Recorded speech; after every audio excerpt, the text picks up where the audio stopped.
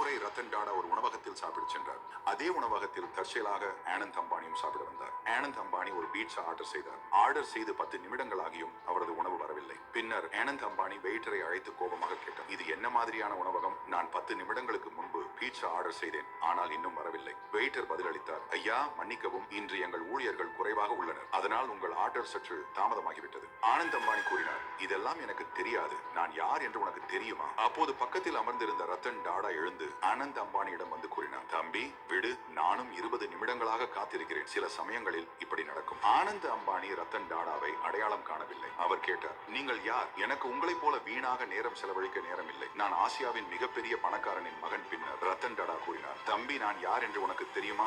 ஆனந்த் அம்பானி பதிலளித்தார், நான் உங்களை அறியவில்லை, நீங்கள் யார்? ரத்தன் டாடா பதிலளித்தார், தம்பி உன் தந்தை முகேஷ் அம்பானியிடம் நான் யார் என்று கேள், உன் தந்தை ஒரு வருடத்தில் சம்பாதிக்கும் பணத்தை நான் ஒரு மாதத்தில் தானமாக வழங்கிவிடுவேன். இதை கேட்டு ஆனந்த் அம்பானி அதிர்ச்சி அடைந்தார்.